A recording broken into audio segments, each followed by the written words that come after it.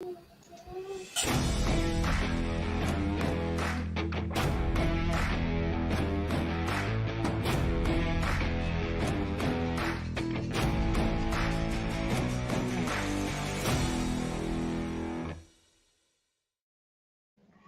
hello, Amy. Thanks for being here. And I'm Ed Parcaut, by the way, helping the brave.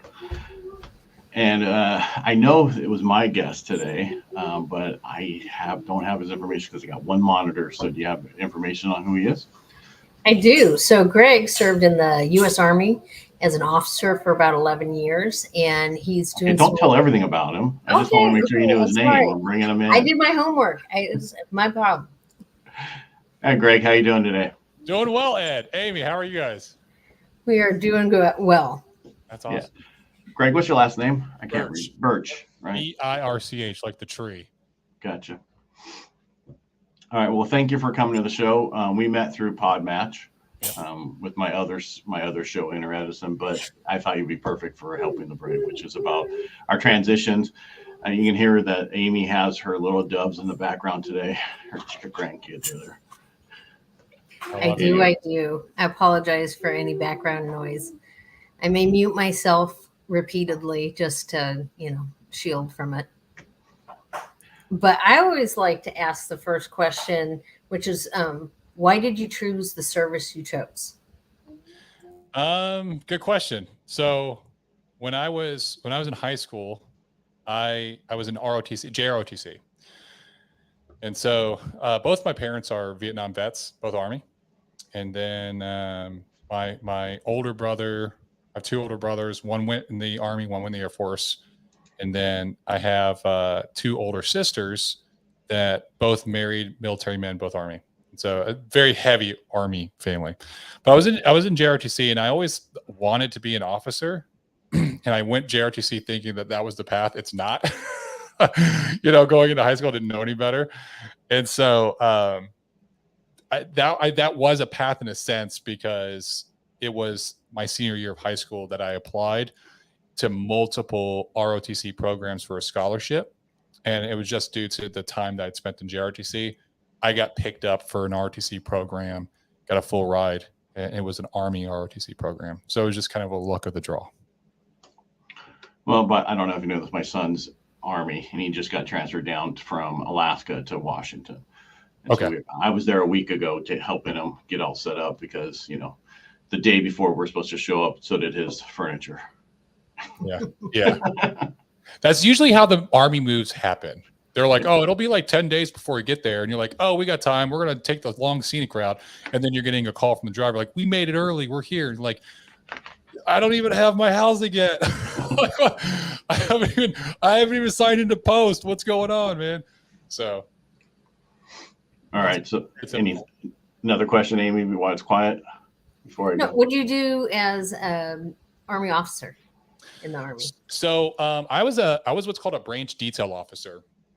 And what they do is you have a program where you can do branch detailing, and you do your first 4 years in the military as a junior military officer, as your lieutenant years until you hit captain, as a combat arms officer. And then you transition into a combat service support role to another branch of the Army, which is also called branches, but people always get confused with that. But as an officer, it's called branches.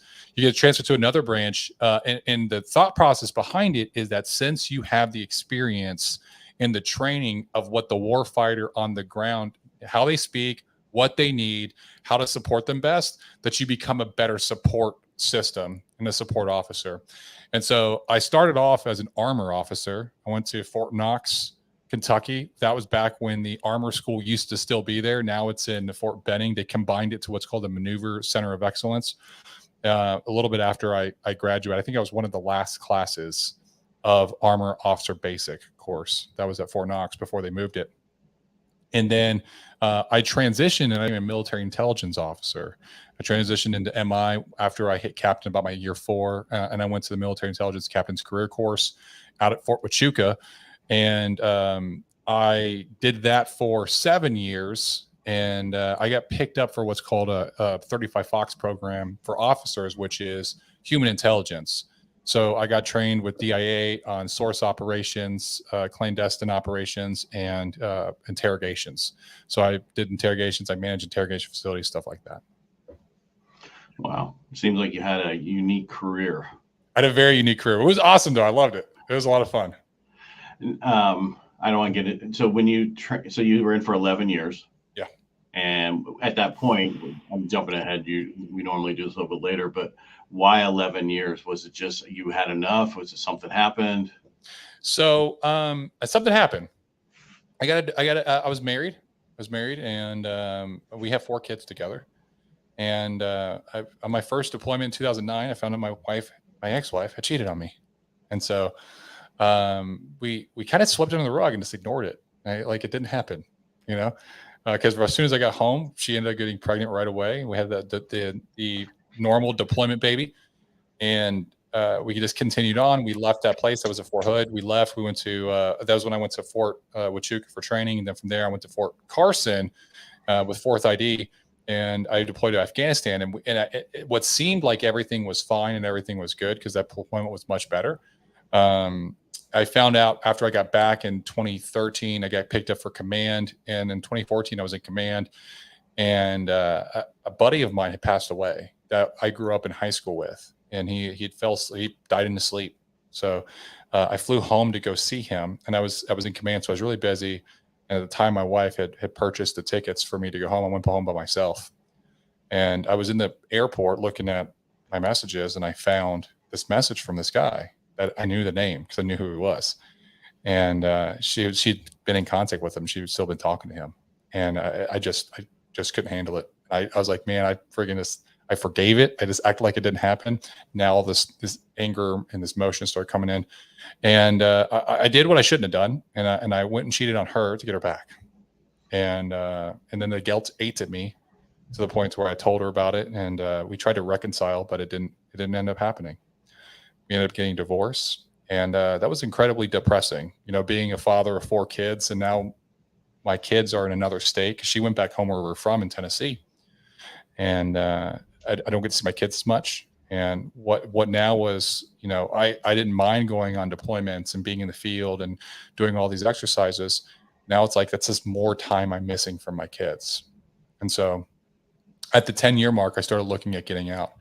I get picked up for major. I was captain promoted. I got picked up for major, and I decided I wanted to get out. And so I went through a physical. I injured my right shoulder, and really bad. And so, but I still was just working through it. The Army's just going to give you Motrin. Like, hey, here's some Motrin, some ibuprofen, drink some water. You're fine.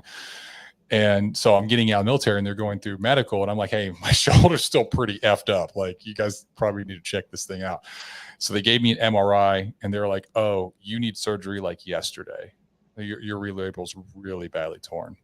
And so I did surgery right away, and that was a very tough recovery. And since it was right at year 10, it took me a year to go through rehab and physical therapy before they cleared me to get out of the military.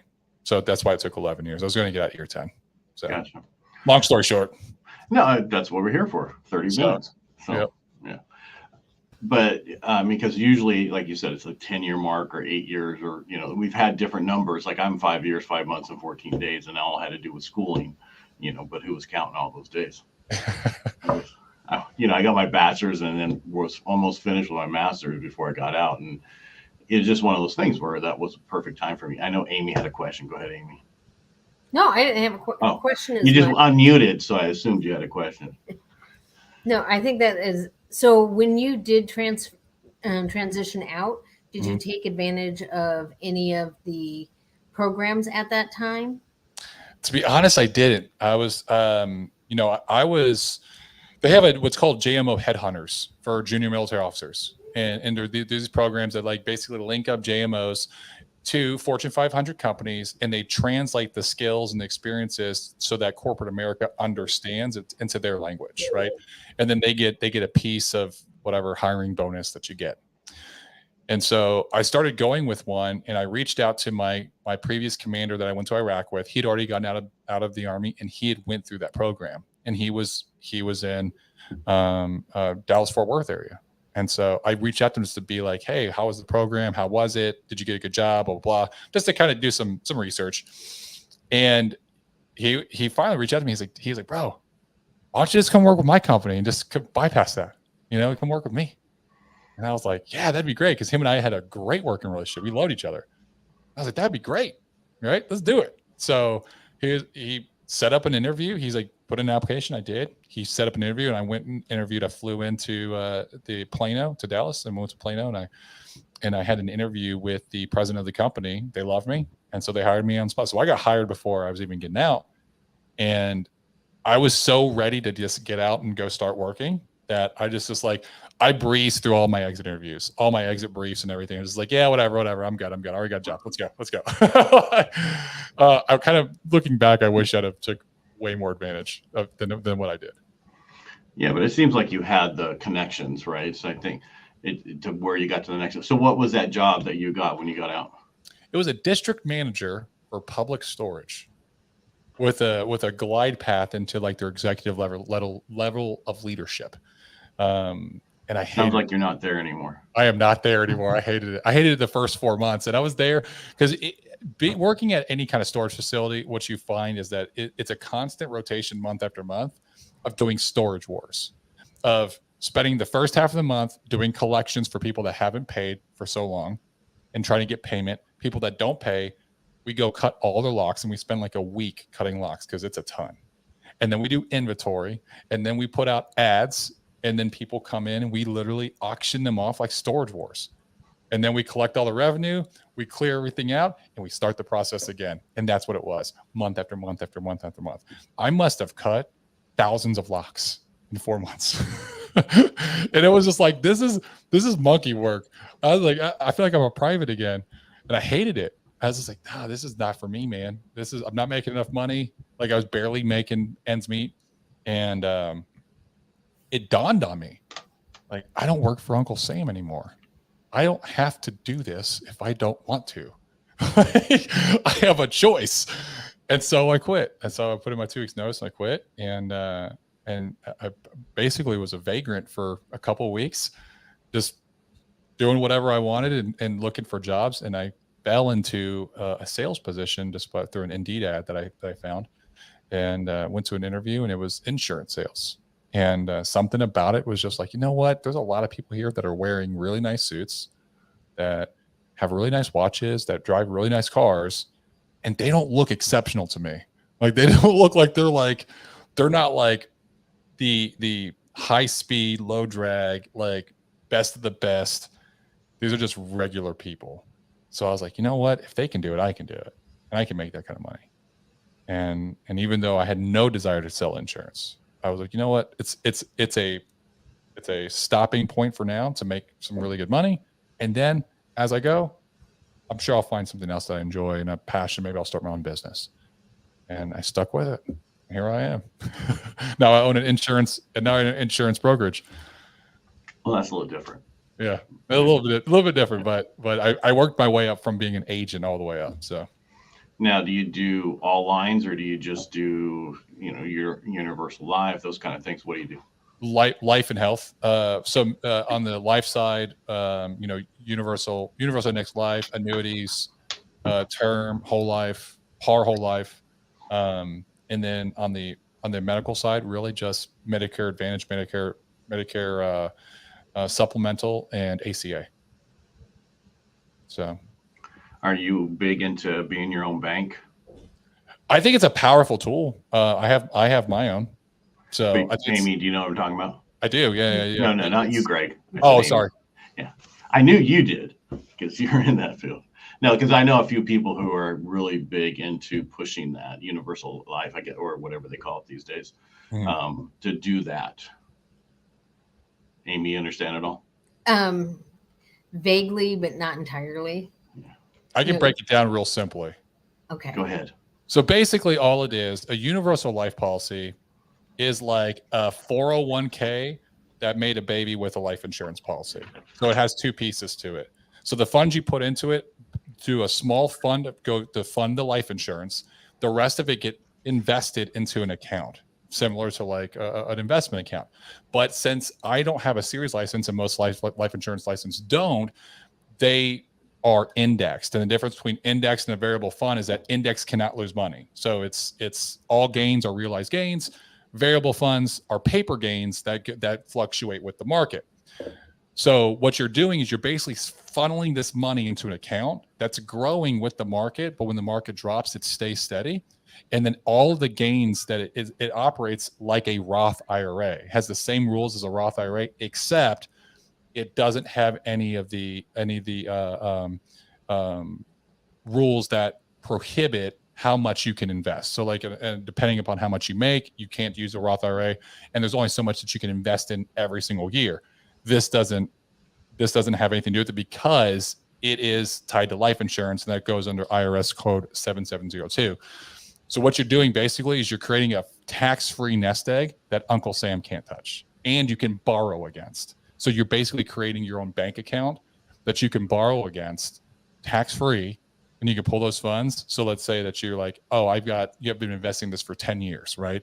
And I've got $100,000 in my cash value account. Well, now you could take that $100,000 and you could go, buy a brand new car and then put that onto a Turo so that you can just rent it. And then all the proceeds from it, you put it back into your account. And basically you just started your own business. You started your own business with your own bank account. Or you can do the same thing just by buying a car and then paying yourself back instead of borrowing the money from a bank. Absolutely. There's a few people in the Sims world that's real big in that. That's our other group that we're connected through. Okay. I've known about it since when in 2005 and 6, it was huge in our industry, in the mortgage industry, where you had, I don't want to say his name, but they were pushing it to get everybody to borrow money out of their house and put in there so that they could be protected for life and then have retirement forever kind of thing. And then that all fell apart because everybody lost their houses. Yeah. It's like anything. There's no one solution that rules them all. There's no one ring, So it's just another investment tool. So like I would never say, oh, only do IULs. Like I think there's purpose within the market. You can get a lot more gains in the market than you can in an IUL because they have capped gains, right? But if for someone that's older, where the market, it's always going to be volatile. It's always going to have ups and downs. If you look at the last 100 years of the market, we can look at how it's got a very steady flow, has ups, it has downs consistently. Somebody in their 60s, they probably don't, like investing in the market is going to probably lose them more money than make it, right? Whereas investing into an index policy where all the gains get captured, but none of the losses, it's just slower growth.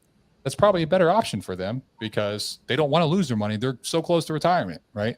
So it just depends on the situation, depends on the person, and I always say diversify, anyways. So correct. I say buy real estate, but that's just me. Real estate's a great option too, because I mean, there's only so much real estate that's going to be able to be produced, right. And it's only going to go up in value. And there's a lot on sale in Washington. Yeah. There is. I was just up there and I was like surprised how many houses in the neighborhood my son just bought in was available. I'm like, that's just weird because here in California, it's not that way. We have nothing. We're at 35% of our normal inventory is all we have. So it's crazy. Now you're in Texas, correct? I am in Texas. Yes, sir. Still Plano, or did you move somewhere else? I'm on the outskirts of Dallas. I say Dallas all the time just because it's easier for people, but I'm in a little town called Forney. It's about 25 minutes from downtown Dallas. So I'm still in Dallas County, but it's just one of the little suburbs that's on the outskirts of Dallas.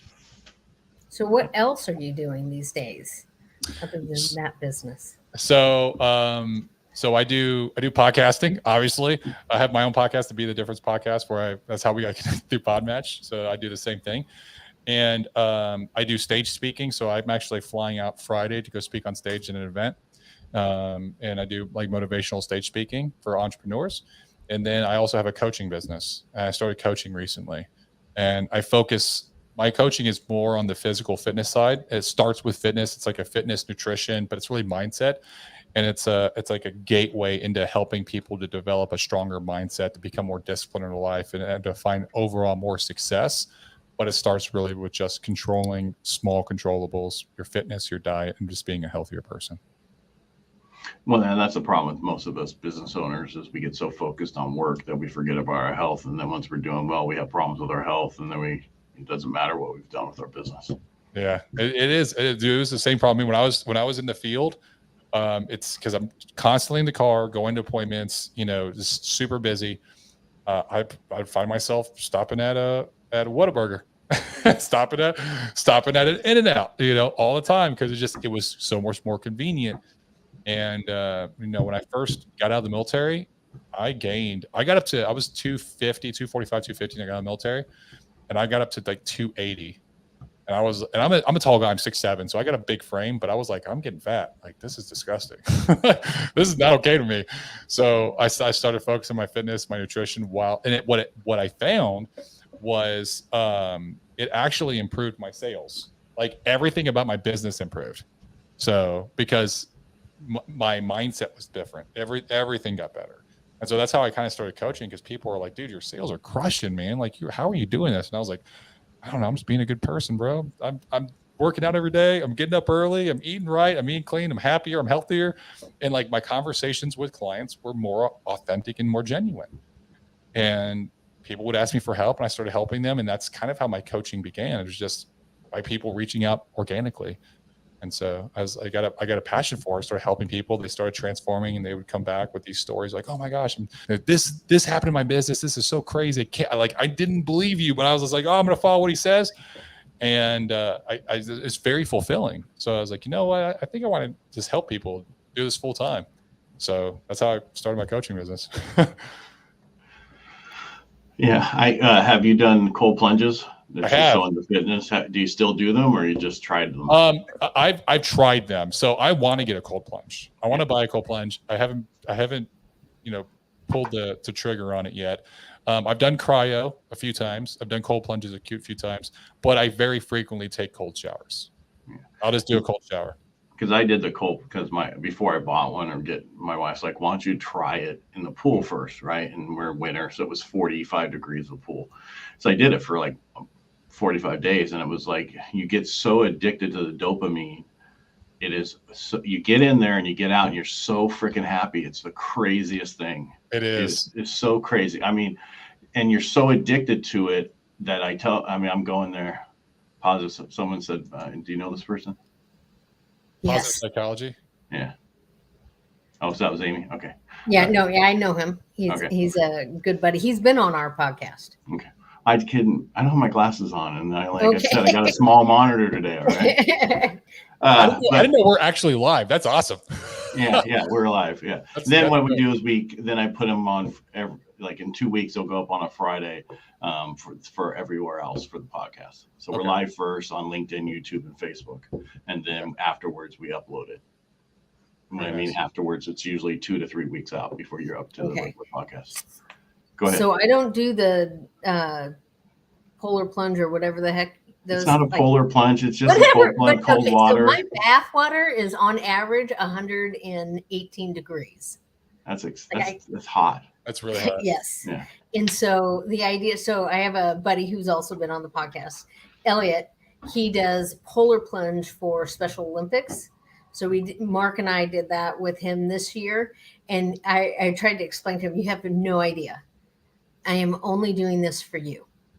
This would never, ever, ever be anything I would sign up for on my own, ever, ever, ever. Actually, and it's really not, please don't take this wrong, but if you had to change as a woman, they say not to do it, just for those women out there who understand that. So I don't know if you had. Don't do the cold plunges because my wife was looking into it, and it was like negative for women to do who went through menopause. That was the one thing they said not necessarily to do, but for everybody else, it's fine. And for me, now I have my excuse. Always. There you go. You can talk to Marcia about it. So, but I tell you, the cold plunge, once you get, it is do cocaine, other drugs to get that dopamine level going, but then it freaking just drops right afterwards. Now, cold plunges, it is amazing what you get from it. It really is. It actually, your ganglion nerves in the base of your spine, they hold all your stress over time. And if you have a high stress job, so if you're like an entrepreneur and you're constantly stressed, like most entrepreneurs, that's just kind of I don't know what that is. That's my computer's trying to do Siri. It's answering your question. It's like talking to me. I'm not talking to you, Siri. So your ganglion nerve, it holds all that stress. And over time, what that happens is that you get so used to stress that like you're stressed all the time, but it doesn't affect you. This becomes the norm. And what happens when you do cold plunge and you go to the base of your neck is it actually releases all that stress with all the dopamine that hits so that you start to get normal dopamine rushes. Because dopamine over time, like, hey, scrolling on your phone and looking at social media gives you a dopamine hit. And that's why so many people that, there's studies that are showing that social media is causing the spike in anxiety and depression. It's like the number one treated mental disorder in America. Like 45% of people are treated with anxiety or mild depression. And a lot of it is because their dopamine levels are so effed right now because they're constantly getting notifications and updates and all this stuff. It's giving them the dopamine rush, and it's the constant like drip of it that their body's being like, it doesn't affect them anymore. Right. So now they have, instead of having those high highs, now they just have low lows, and their lows are getting lower, causing them to go into anxiety and depression. And what it really is that they need to reset that nerve and get dopamine rushes from natural things, from exercise, from cold plunges, stuff like that. Is actually going to reset their system. And when you first get in, the thing you're supposed to do is put your face in the water first, go under with your face, because a lot of people get headaches because they only go up to their neck with it. And then they say if you do that first, that will make it so you don't have that. And I could talk for hours on this stuff because I really enjoy the cold plunges. And you only need 3 minutes at like the low temperatures. But I was doing it once my pool got to like 49 or 52. I was in for 15 minutes, and people are like, how the hell are you doing? It's after the first time. And they say when you do it the first time, have somebody else there in case you're going to have a heart attack. Because some people don't know how to control their breathing and get their thing. They're just freaking out so much they could have a heart attack. And so the first time I got in, I was like, "Hun, come out here. Not that you can get me out, but at least you can call the police, the fire department to come get me." And it was fine. But it's just you control your breathing once you're in it, and you just get so used to it. It is just amazing. And I'll shut up now. I want to get a cold plunge so bad now. I'm like, dude, I'm on the verge of buying one. They had one on the Memorial Day weekend. A 2 years interest only kind of thing. So yeah. I saw that. Okay, so you have your insurance business, your coaching business, your speaking business, and your podcasting. What do you love the most? Honestly, I love coaching. I get a lot of fulfillment from helping people. It's just being of service. Honestly, it's the closest thing to having the service that I had in the military. Because as an officer, especially when I was in a command, I spent most of my time coaching agents and like getting them to be better, to serve better, to be the best versions of themselves. And I loved being in command and doing that. There was nothing greater in my life, right? And when I got out of the military, I kind of lost that purpose and passion. So this is the closest thing that I've experienced of being able to be of service to other people and help them to really chase their potential and expand their capacity in their life. And so that's really where my passions lie. And I've been doing coaching because I was coaching insurance agents, and that's kind of how I started my IMO. I was coaching insurance agents on sales and like how to get better in sales and how to get better with marketing and how to get better with leadership and how to build their team better. And then before you know it, I'm coaching people on fitness and on mindset and spiritual alignment and how to have a happier, healthier life. So it's just something I think comes natural for me and something that I truly enjoy. Well, if you go back to the greats, and I always Zig Ziglar, Tom Hopkins, they all are about doing all those things, having all that together so that you are better as a salesperson. And I think the biggest problem these days is people don't go back to listen to the greats, about those things and understand and it's all there. It's been there forever. When I first got out and got into sales, because I did the same thing. And when I got out of the military, I got into sales and I went and started listening to Zig Ziglar, Tom Hopkins, Brian Tracy, you name it. Anybody who talked about it, I listened to all those people. And that's how I became the salesperson that I am today, even though the loan officers in my industry think they're not salespeople. Oh, Yeah. there's sales. Everyone's sales. Yes. I love You the sell book. your kid. You sell Yeah. your kid. Yeah. Daniel Pink, To Sell is Human. Best book ever on sales. Everybody sells. I've always had people like, oh, I'm not good at sales. You sell. You sold something today. They're like, no, I didn't. How'd you get it hired? Yeah. You had to sell the person hiring you on hiring you. You know. Exactly. No. How'd you get your partner to date you, to marry you? How'd you get your kids to listen to you? You know, you're selling all the time. It's just influence. That's just influence skills. That's all it is. That's a good way to put it. Influence. Persuasion. So do you do any nonprofit work with your coaching or anything like that? No, I haven't, because my coaching business is relatively new. But I wouldn't say nonprofit work, but I do help people. Like, I've had people reach out to me, like they don't have any money, but they really need help. And I'm like, all right, bro, let's bring it in. Let me help you out. And I'll give them advice, and I'll tell them and kind of try to do what I can to keep them accountable and give them specific steps. And like, hey, based on what you're telling me, I'll hear their story out, find out as much as I can, and say, hey, based on this is probably what you feel like and what you're going through. And I understand you because this is my story. And I'll tell them a little bit about me, and just to give them some like social proof, some understanding, and then say, this is what I did, and this is what I recommend you do. Now I'll give them a game plan, action steps, boom, boom, boom, boom, boom. I break it down Barney style so that anyone can understand. I'm very simple-minded. I still get the military bred into me. It's like, hey, if you do these things, this is the result that you're going to get. If you skip them, this is what you're going to keep living like this. So which one do you want, right? And help them in that way. So is it nonprofit? Well, I'm not making any money for it, so kind of. So Amy is a volunteeraholic. All right, so just move on. That's the name of her book. Part of the book name.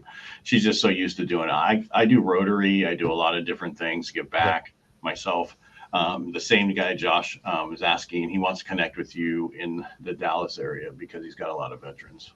Yeah, man, Josh, I'd love to. My Instagram was at the bottom. Is at Gregory Birch _ Send me a message, or you can find me just Greg Birch on Facebook. Send me a message, bro, and we can connect. And I'd love to see how I can provide a service and be of value. Yeah, that's all we're trying to do is connect veterans to get help more and more veterans. And that's one of the things I think next week the lady is retired Marine, and she does the same thing, coaching, and really is pushing for female veterans. And I'm trying to get everybody connected. What's her name? I think I know her. You probably know her. I'm not going to say her name. Okay. Yeah. So I think she was on my podcast. As soon as you say that, I was like, I think I know her. Is she retired? Well, let's put it this way: she doesn't look like a retired Marine. Yep, that's her. Yep, that's her. I don't. Oh, I'm going to reach out to her and tell her hi. She's a great guest. She's awesome. She's really good. She was on my Inner Edison already about her other stuff, and then she was coming on here, but she had to postpone it because she had to go to some Marine ball in LA, so she moved her time period. Yeah. But this is all about connecting with other veterans and coaching other veterans to get them better, because most veterans who get out are great salespeople or business owners. Yeah. So, it's a discipline. Honestly, sales, the people that are great at sales are really good at personal development, because that's what sales is. It's about becoming because it's all on you. You have to be good at you have to master yourself in order to master your craft. And we're used to those daily disciplines when we're from the military. We're used to getting up early and being disciplined with our schedule, and being clean, orderly, exercising, keeping on a calendar, which are all the things that are like the basics that are required for sales. And I tell agents this all the time, like those basics of sales, the managing your calendar, setting goals, training daily, that's not just like a good to do. That's like a must for success, right? You can't ignore those. Be like, I'm good. I'll do it later. I'll just jump right in. You're going to end up making up too many mistakes, right? And then you're going to get discouraged, because sales, you're going to get kicked in the teeth. It's going to happen, right? And instead of just doing it the hard way, getting discouraged and being like, this isn't for me, and leaving, why don't you follow the system of successful people that all successful salespeople have done? So, being disciplined. Being disciplined. Yeah. I was talking to an agent earlier today, the real estate agent. He was like, I need to get some business. And I go, there's two types of salespeople. One who works really well with money in their bank account, and another one who works horribly unless they have no money in their bank account. And he's like, yeah, that's me. I'm like, yeah, you need to work on that. So, Yeah. So they need the pressure. I'm like, there's ways to get that pressure by putting the money where you can't see it. Right. And then you can force yourself to feel that pressure instead of actually having to have that pressure all the time, because there's nothing good about that. Yeah. All right. So true. So true. All right, Amy, anything else? You want to No, ask I any think- other questions? Here, I got one more. What was the first thing you stopped doing once you got out of the military? Like the first thing I stopped doing was clock at 1,300, 1,400 because I was not in the medical field anymore either. So, I still got up early. I stopped running. Like I didn't run the day I got out of the military. I was like, F this. I'm done with running. I hate running. And I didn't run again from the time I got out of the military in 2017. I didn't run again until 2020. No, 2020. Yeah, 2020. 2020 is the next time I ran during COVID because all the gyms closed. So I was like, well, I got to work out somehow. So I was like, well, I got to do something because I was starting to get lazy and fat. And I was like, I'm going to go start running. So. all right. Amy, another question before he goes? Nope, I think I'm good. Thank you right. for coming on. Yeah, Greg, It was great having you. Really appreciate you coming on the show and talking about your transition out of the military and what you're doing now. Don't go anywhere before we leave. Amy, you want to take us out, or you want me to do it? I can do it. All right. All right. Thank you, everyone. That's it.